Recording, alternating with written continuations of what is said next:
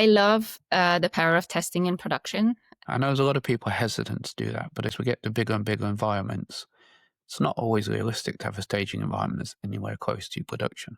I think that it's more important than ever that we're talking about this, because obviously I hate to bring off the AI topic because it's like probably everyone's tired of it. But don't know if you've seen the State of DevOps report that came out a few months ago. And we're seeing a lot of productivity, right, from the AI gains. But they've also reported that like for every 25% increase in AI adoption, teams are seeing like, I think it was like a 7% drop in delivery stability.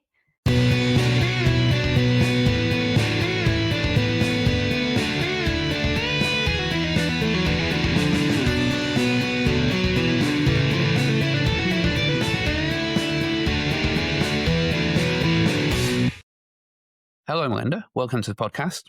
Today we're going to talk about feature ops. A lot of people probably don't know what that is, so could you give us a quick introduction to feature ops, please? Sure. Hi, John, and thanks for having me. I'm very excited to talk to you today about DevOps and feature ops. And, I think we spent probably the last decade or so really optimizing how we get code into production, not so much on how we remain control of that code once it's in production. So I think it's a great time for us to kind of check in and see like what are some of the things we can do to be better at that. And feature ops specifically, if you want to put it more plainly, like feature flags really allow you to do that. So it's a mechanism where you can, test and release and manage your code and your applications in production safely without having to redeploy your code or, even change the source code. And so it really gives you that runtime control that then allows you to maybe just release functionality to a small group of users or no users at all, or really gives you that power to turn something off instantly without affecting everything else in your deployment. So I have been a long-time fan. I was a developer at one of the financial services companies in the UK a couple of years back, and that's when I first started using them. And when I first experienced the power of that, it was a really freeing experience. And so I'm very passionate about kind of spreading the word and getting more people excited about it. What's your experience? You mentioned that you worked more with embedded systems in the past. So have you used feature flags before? So I've worked in a variety of systems. A lot of them have been, less immediately customer facing. So I had less need for that. I did work with a large broadcaster a few years ago that was using feature flags extensively to be able to deploy systems with a goal of being able to turn on all these new features at a particular product launch. There's a lot of people concerned with feature flags that they're going to litter their code with a lot of complex branching. That you put these feature flags out there, then you're going to have code that is going to be deployed. You've turned these features on, or you've turned them off, and you're never going to turn them back on. You've used this more than me. Do you have any thoughts on how you manage that maintenance burden with all these feature flags in the code? Yeah, that's definitely one of the main concerns people have when they first start adopting flags. And I think that, as any methodology or tool that you adopt, you need kind of the right practices in place to make the most of them. And one thing that I found really helpful is like thinking about the whole feature flag lifecycle.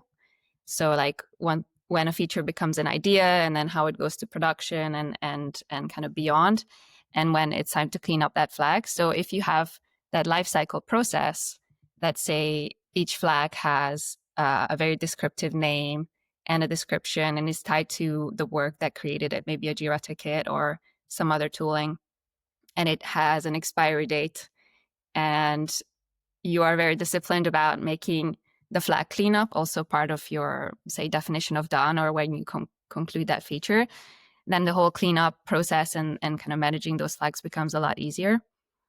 And then when it comes to like working with flags in code, there's also a lot of best practices that you can rely on to make sure they don't, become overly complex. But I think when you compare like the complexity of if statements that you then have to take care of and kind of remove from your code base, that's way less compared to like the complexity of a big outage that, takes probably 4 hours to roll back. So I'd always always had this like preventative mindset rather than like having to jump on uh, a call at like 2 a.m. and like try and figure out what the root fix is for, or the root causes for a problem, and like trying to roll it back. Yeah, that's a great point. It's much easier to flick an environment variable and turn a feature off, isn't it, than have to Yeah, potentially roll forward or roll back or whatever you have to do to change your software deployment, particularly exactly. as software is quite big and complex these days.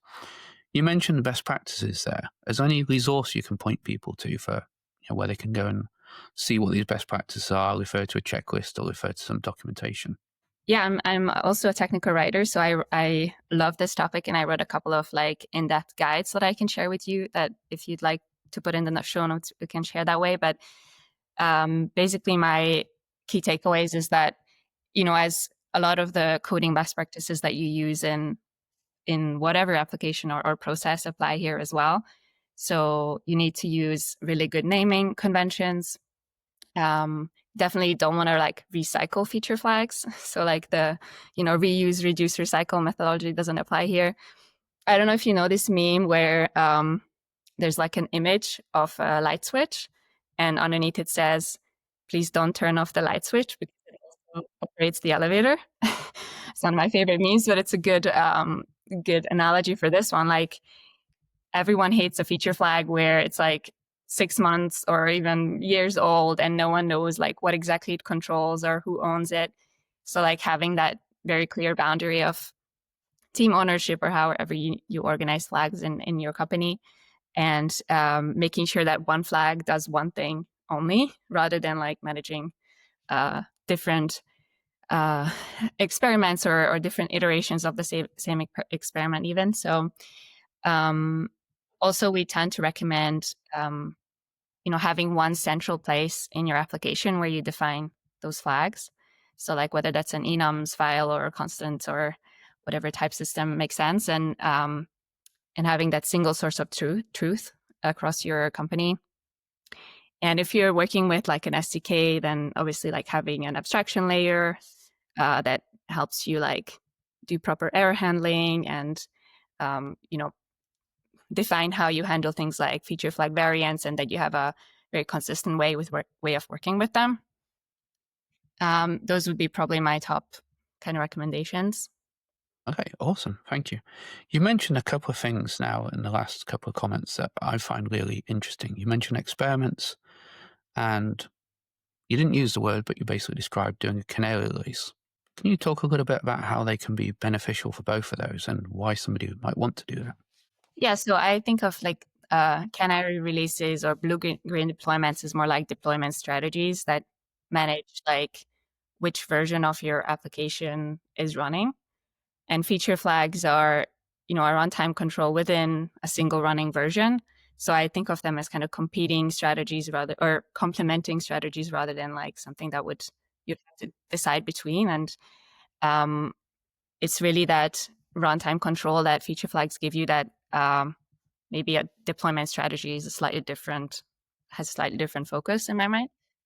So by Canary, I was focusing on the idea you would have your software deployed and then you can enable a feature for, say, 1% of all your users. Yeah, that's also something I sometimes refer to as gradual rollout, because the Canary releases are often also like referred to as a deployment strategy. Hmm. Uh, and this is more like a rollout strategy. So if you have the feature flag that you deploy your code, but you don't actually release any of the functionality yet, and it's something that we use heavily internally. So we merge the code, deploy deploy the code, and then just do not release it yet. So it's not enabled for anyone. And once we're happy, then we turn it on for the team internally, and we start dogfooding the feature. And um, we have these breakathons where we try and internally break the feature. Those are very fun.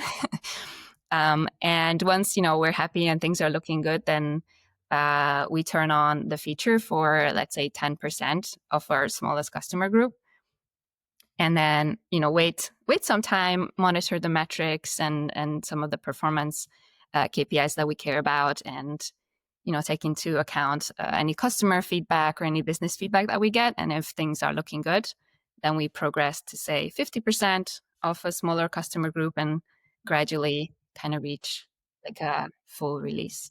I love that you mentioned dogfooding. So many more software teams and product teams should be doing that. Yeah. And it always horrifies me when people aren't. I came across a company years ago selling tools to developers. They're saying, this is great, makes you so much more productive. It's like, okay, cool. Can I see your team using it? Oh, no, we don't use it internally. Yeah. Undermined all faith and credibility in that organization. In your experience, what has been some good examples of doing that in your teams or the products you worked on? That hasn't been the most relatable thing for a lot of my teams. So a lot of the things I've been working on, we haven't really been able to dog through that. We haven't been users of the product.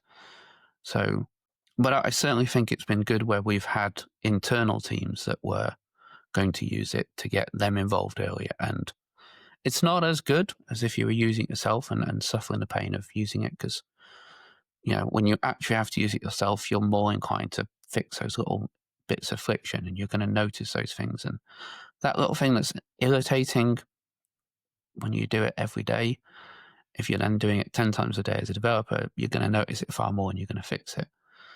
So, yeah, it's not something that's a hit a lot of what I do, but it's something that I think that we should make the most to be able to do as much as possible. Do you think that developers who have the chance to actually be users of their product are somehow better at kind of iterating on the problem space and really figuring out the right things to build? Or is there a way to also achieve the same if you cannot be the customer? I'm hesitant to say better, but I think they are in a better position to get that feedback, to get that experience. And I think all of building good software, you need those feedback loops.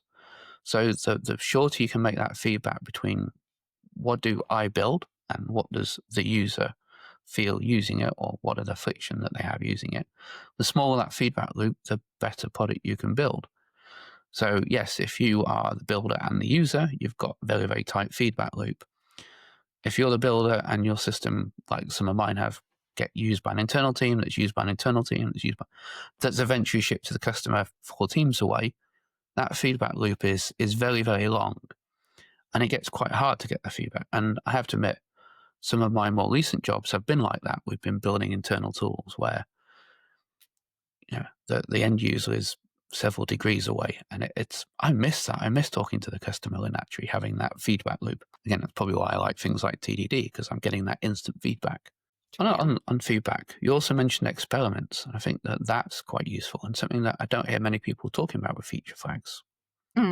Yeah, I think it's one of the main use cases. And I think what a lot of people misunderstand about feature flags is they assume it's only for, UI cosmetic changes, and you're testing like maybe different versions of the same UI to like improve the checkout or the conversion rate or something like that. But in fact, I think we've seen that it's very beneficial for smaller backend changes or algorithm updates, or even things like permission or policy or config updates, because those kind of hidden behind the scenes changes can also often kind of cause outages, and in ways that you didn't expect. So if you wrap most of those things in feature flags, even though it's, can be a little bit of an added effort or complexity, it's really worth it in the long run to have that instant rollback ability as well. But going back to the experimentation part, when you're thinking about doing experiments in the UI, that's obviously very beautiful and very useful, but it's so much more powerful if you're able to measure other aspects of your changes as well. So if you're able to tie kind of the infrastructure costs, or maybe you're using LLMs in your tooling, and you can get the cost of the different LLMs you're trying out and factor that into the experimentation, or different customer metrics or voice of the business metrics, or performance, things like that, and you then have kind of the full picture of is this feature doing better than we thought, than with the previous version, or is it kind of meeting the goals we had and driving that impact that we were hoping it would? And then it really helps tie that kind of engineering effort to real business value.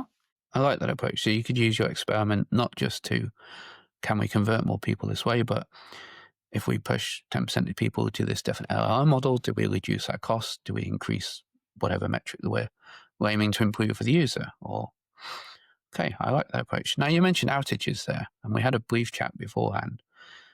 There's been a couple of high-profile outages recently that perhaps could have been addressed by feature flags. What would you like to say about that? It's been an interesting last few months, and I was kind of terrified when I saw some of these outages because, well, in June we saw a really big one from Google, and when I read through the incident report, I saw that the cause was just like a few lines of policy change in Google's IAM, and it introduced a null pointer, and then I think it was even something like it was deployed for a few weeks, and then nothing Mm-hmm. happened. Suddenly, bam! Like half the internet is down. So I was like imagining being like in the shoes of that poor guy. It's just like, or waking up in the middle of the night to kind of that alert, and that must have been super terrifying, uh, because it's really the kind of change that seems very innocent, and you're not kind of expecting a lot of risk from it. And then when I looked through the rollback story, they identified the root cause in 10 minutes. They prepared a rollback and deployed it within 40 minutes. So I thought that was pretty good. But the actual outage was still like 4.5 hours due to all of this, like, system backlog clearing and these recovery delays. And that's the really scary part to me because, DevOps gets the code out to production pretty fast, and we're really good at it now. And we've spent, so much time optimizing for it. And Google is kind of the team who, invented SRE, and they wrote the books on reliability, and everything in their pipeline, worked exactly as it was designed to, but it still couldn't bring the systems back up fast.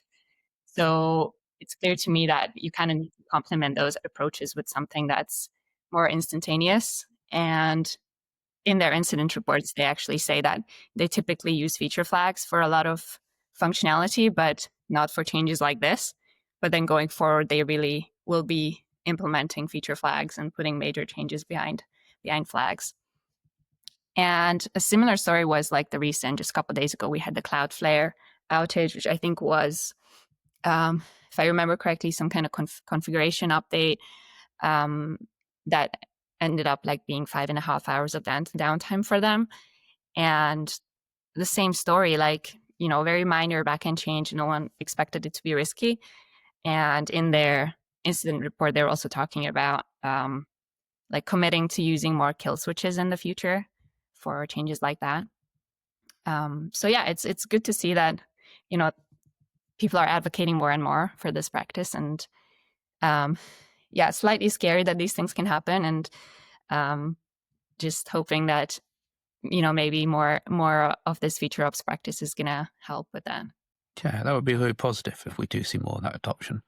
As you're talking through the Google and Cloudflare one, I was reminded of CloudStrike bringing down a huge chunk of the world a few months ago as well.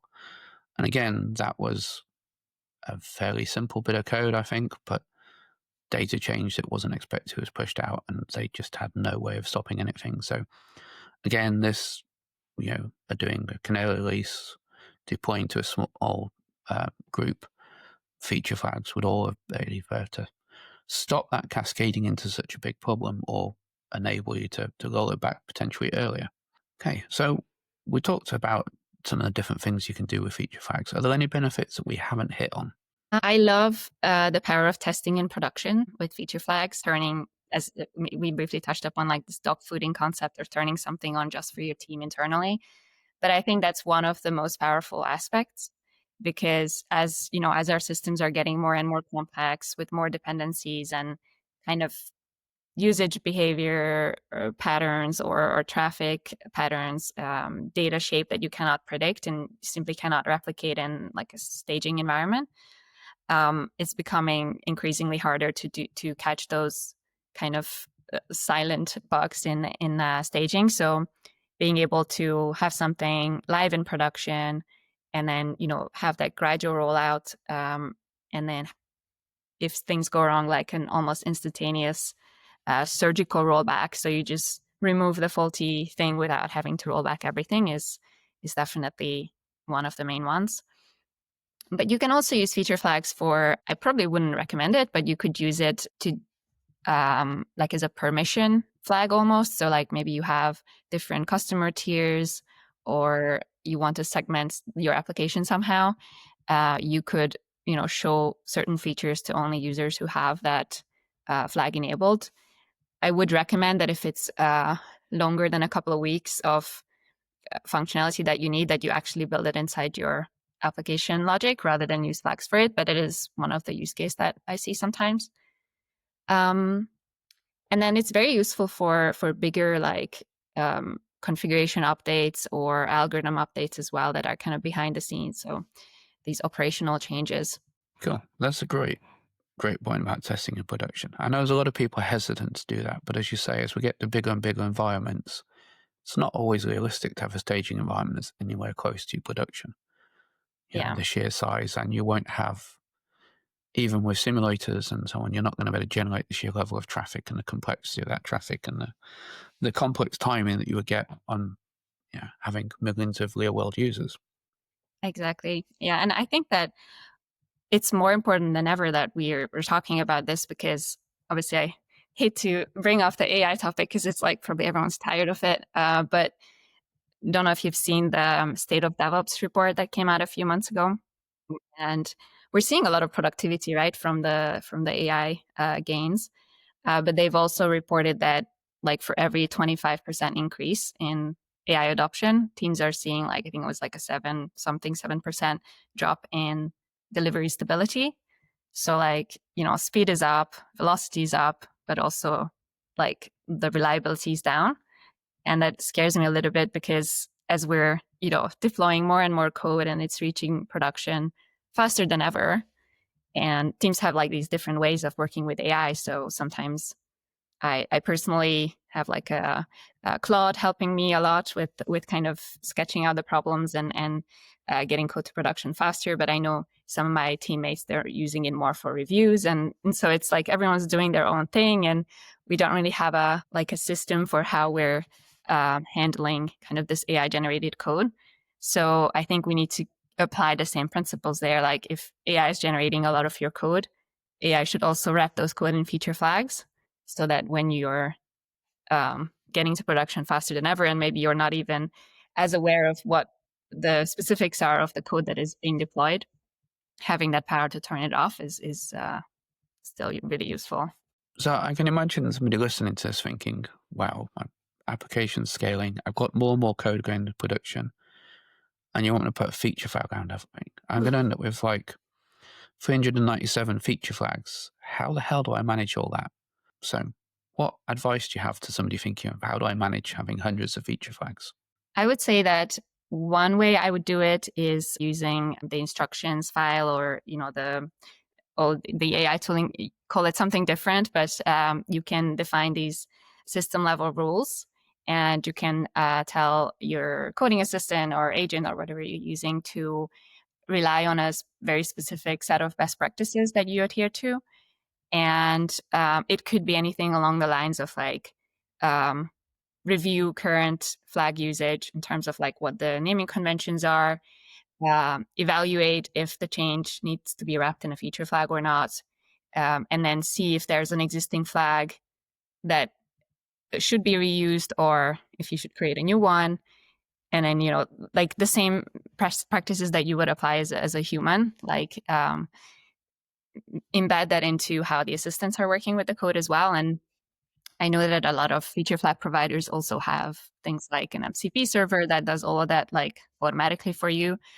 And we also like to use AI as part of the flag cleanup process. So we have an assistant that will automatically open a PR for you when it sees that the flag can be cleaned up, based on its life cycle state and planned expiration date. And it will just open a PR for you to review the flag, and you just review the PR and it's kind of done. So Okay. An awesome way of using AI for it. I misphrased my question. I'm sorry. What I was really thinking about is we've got this application in the wild. We've potentially got thousands or millions of users. I'm sitting there as head of engineering or CTO or product owner, whoever's turning these on and off. And I know that I've got an application out there deployed to all these users, and I've got hundreds of feature flags. How do I go about controlling them? How do I put that power in somebody's hands so that they can effectively at 3 in the morning turn this feature off, or they can, every 4 hours roll out this feature to an extra 1% if they want to do a controlled release? How do you manage that at scale when you've got lots of feature flags? If you use a feature flag provider, which I would recommend over building something internally, because we've seen that it's very difficult to maintain and scale. But if you rely on a feature flag system like, let's say, an open source solution or Launch Darkly or any of the kind of major competitors, you can typically they support SSO, and you can provide like fine-grained access control to people in your team who need access. And a lot of them also have like these pull request or change request capabilities. So if you want, you can also protect your production environment so that not a random person who's doesn't have access to the things that your team is building shouldn't be able to go in and turn off a flag, right? So if you want, you can give this like 4 eyes approval, or even you can have, if you want, you can have 10 people approving, like a flag toggle. But essentially, this role-based access control change requests, and I'm also recommend that you audit kind of the things you do. So again, most flag platforms will have an event log of what changed when and how, and um, if you're seeing something go wrong, you can log into your feature flag platform, and then you'll see kind of a timeline of when changes were toggled on and when they went live, and so you have a very way to like debug what happened. So I was really hoping that you could talk a little bit about what you do at Unleash and touch on a little bit about what are the features that you offer to support that, and how do you help people? Yeah, I didn't want to make it like a product pitch. That's fine. I think it's okay if we can share some examples. You mentioned open source alternatives, so it's always a lot easier to have something concrete that somebody can go and look at and say, I'm interested in this. So you share the open source alternatives. A concrete example would be useful too, I think. And what do you mean by concrete? Like, well, talk through what features you have and an example of, we're not forcing anyone to go and look at Unleash, that you're just giving a good example of what products are out there. Okay. Yeah. So if you're using a feature flag provider like Unleash or Launch Darkly, a lot of them will have these auditing and access control capabilities. And so, for example, I can talk about what features we have in Unleash to support that. And one of the main things is SSO. So you can have the same access that you have in other applications inside your company, inside Unleash. And so it makes sure that only the right people have access to the right projects and the right flags. And you can define very like fine-grained, granular access to specific projects or features. And there's things like, 4 eyes approval workflows or any other kind of approval workflow that you need to protect your production changes or production environment. And we also have a fun feature called Event Timeline, which is very useful for SRE teams. So if you see an alert and you're wondering, what triggered this alert, or why am I seeing this big spike, you can log inside Unleash and see the most recent.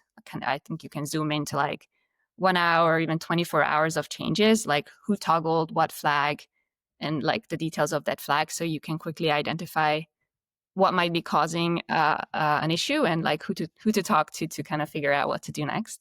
And yeah, I think those are the main ones in terms of like access control and auditing.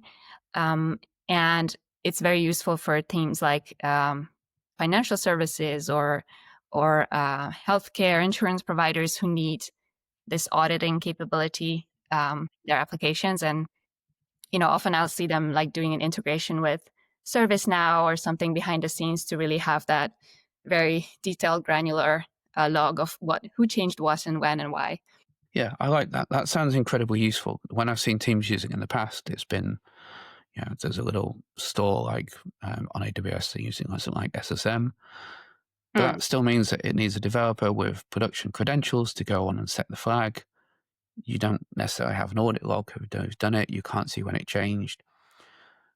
And it still makes it very developer focused, and it loses, as you say, that audit log and that ability to approve it, the ability to manage it.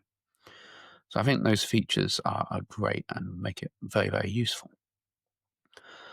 How then do you see a lot of that fitting into the workflow of the team? So we talked a little bit about removing some of the flags, but what about at a higher level for, say, a product owner approaching this? That's a good question. I think that we're seeing those teams get involved more and more. And at Unleash specifically, initially it was only the engineering team using feature flags. And they were kind of the ones, deciding when it made sense to have a flag and when we just went without one. But now I'm seeing things like the sales team or the marketing team getting involved. And we now basically have A/B tests for everything on the marketing website, and it's all the marketing team managing it because it's so easy to set up that they now also feel like super empowered to just go in and configure a flag and configure a rollout, and then just be in control of how that change happens. And I think we're seeing also profiles like a release manager or, yeah, as you said, a product owner, product manager, be more and more in charge of like defining when they think a flag is needed and how it should be configured, and defining like what we call like segments of customers to roll out to. So like the individual contextual fields that need to be in place, like I don't know, customer's age or location or the plan that they're on, and they're the ones who kind of define how it should be set up. Yeah, awesome. So we talked a lot about the benefit of feature flags and so on. There's always a trade-off with every technology. There's always some downsides of using them. So I mentioned some people's concerns about not having to go back and remove stuff from the code and things that are there. What other downsides would you say there are? And what are the trade-offs we're looking at when we use feature flags? Yeah, I definitely agree with you that it's not a one size fits all situation. Like if you're working on a very small application that maybe is an MVP or not like a high risk customer facing setup, then the overhead is probably not worth it. And I think a lot of teams, when they think about adopting flags, they worry about like bringing in another dependency, and it's like another thing you have to learn and manage and figure out how you build processes around it internally. So that's definitely the main trade-off. The other pushback that I've seen commonly is that teams underestimate kind of how quickly trying to build your own feature flag system can get out of hand. So they're like, feature flags are just like if statements, so let's put them everywhere in the code, and then we'll figure out how to deal with the rest. And then the marketing team gets excited and they want to get involved, and you start getting requirements from all over the business, and then you have to build SSO and you have to build these other permission capabilities, and then we've seen like even the largest engineering teams really struggle with that, because ultimately you want to really be working on your core capabilities and like your core product. Like you don't want to be a feature flag business. Like you don't want to focus on perfecting that. So that's the other pitfall that I've commonly seen. And yeah, I think where it really shines is one customer that I have been working with closely on some of a developer education community program is a supermarket chain in Spain. They're called Mercadona. I don't know if you've ever been to Spain. You've probably been to one because they're one of the largest ones. And they're a super fun company. Like I was learning recently that they were the ones who first introduced like barcode scanners or something like that. So they've like been at the forefront of technology for a long time. And they also, initially built their own feature flag system and eventually migrated to Unleash, and they've talked about like the journey and what it looks like. And I think it's kind of like Ocado in the UK, that they have these like online grocery delivery setups where you get a 1 hour window to deliver to the customer. So they have thousands of warehouses, even more warehouse workers and trucks. And so when they have a bug in production that has very real life consequences, like it's like people in the warehouse blocked, not able to work, and the trucks are leaving the warehouse late. And so Sergio, who's like the head of engineering there, he was talking about how this really impacted the culture, the engineering culture. And it was like this fear around the delivery, and like this kind of waking up in the middle of the night and like trying to debug and not sure what's going on, and super stressful environment. And once they started really adopting the feature ops mindset, they've kind of come up with this like template, this release template that they apply to every single feature that they release. And so first they enable something for one warehouse and one team, and they train that team and kind of test and pilot and run like that release and make sure everything is working correctly. And then if it looks good, then maybe they do 10% of the stores and warehouses, and then gradually do like a nationwide rollout. And they've seen like such a massive change in engineering culture, and like this freedom to innovate and try new things. And one of my colleagues always says that this Mark Zuckerberg way of what does he always say, like go fast and Move fast and break things. things, is that it would be so much better if we just moved fast and didn't break things. And I really agree with that. And I think in Mercadona's case, it resulted in like, I think they now do like 4,000 deployments per month, and they have like a 13-hour median lead time, which is really good, and they're very happy with it. So it was one of the fun success stories I got to talk to them about. Cool. So I have two thoughts on that. One, isn't the joy of feature flags is that we could move fast and break things, but then we can just roll them back instantly, just toggle it off. Secondly, Sergio, was it? Please could you ask him to talk to some of the UK supermarkets like Tesco? They have had several outages where some little IT outage, I'm sure it's something fairly trivial, means that they cannot deliver their shopping throughout the whole of the country. Now, fair enough, it annoys my wife when the shopping she's ordered doesn't turn up. But when you then look at their support feed on social media, you realize that this actually impacts people for real. I mean, yes, it annoys my wife, and apologies to her because she edits these videos, so she'll see this. It annoys her, but for some people, it's crucial. You see on a support feed comments from old people or people who are disabled that can't get to a shop easily. They're depending on that. Yeah. That shop is going to be their meal for the night, and they're not going to have the food for the evening meal, or they're not going to have some essentials, or people who are caring for dependents that can't shop. So it actually has some quite real world severe impacts on people. Yeah. I feel like in most cases, customers don't really care how fast you ship. They just care about whether the stuff that you do ship actually works or not, right? So also as a user of like apps on my phone and stuff, I don't need all the fancy bells and whistles and AI integrated into everything. I just need the thing to work. And it can be so frustrating when things just don't work. Yeah, absolutely. Okay, I've really enjoyed this, Melinda. What have I forgotten to ask you about? What have we not talked about with feature flags and feature ops that we should have mentioned? I think we've done a pretty good job. So I'm quite good. Do you want me to talk about anything else or ask you anything else? No, I'm good. The final thing then I will leave you with is thank you for your time.